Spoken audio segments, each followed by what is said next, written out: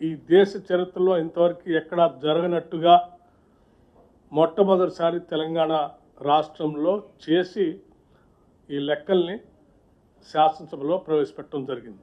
ఆ లెక్కలు చెప్పినప్పుడు కూడా అందులో చాలా స్పష్టంగా చెప్పాం. 3.1% రాష్ట్రంలో percentage of house holds not surveyed 3.1% అని చాలా స్పష్టంగా లెక్కలతో సహా చెప్పాం. దీనికి కారణాలు కూడా చెప్పాం. కొద్దిమంది ఉద్దేశపూర్వకంగా లెక్కలు ఇవ్వటానికి ముందుకు రాలేదు. సరే, కొద్దిమంది ఇంటికి తాళాలు వేసి వెళ్ళటం, ఇట్లా జరిగినటువంటి ఈ సంఘటనల వల్ల 3.1% మిగిలిపోయారు అని చెప్పినప్పుడు కొద్దిమంది ఆ మిగిలిపోయినటువంటి వాళ్ళు ఎవరు అని అడిగితే కూడా లెక్కలతో సహా చెప్పాం.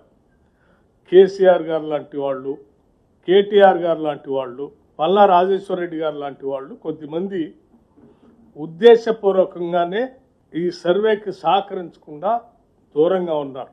అయినప్పటికీ లెక్కలన్నింటినీ సభలో పెట్టిన తర్వాత అటువంటి వారే గట్టిగా మాట్లాడి ఇలా మిగిలిపోయినటువంటి వాళ్ళకి మరొకసారి అవకాశం ఇవ్వచ్చు కదా, ఇస్తే మేము ఇస్తాం కదా అని సభలో బయట చెప్పడం జరిగింది.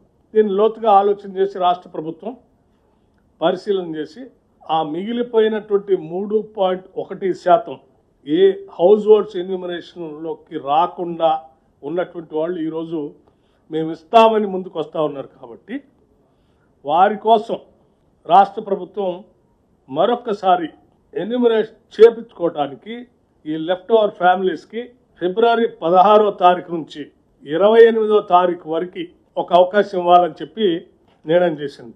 ఇలా లెఫ్ట్ ఓవర్ మిగిలిపోయినటువంటి వాళ్ళ టోల్ ఫ్రీ నెంబర్ కూడా రాష్ట్ర ప్రభుత్వం నుంచి అనౌన్స్ చేస్తూ ఉన్నాం.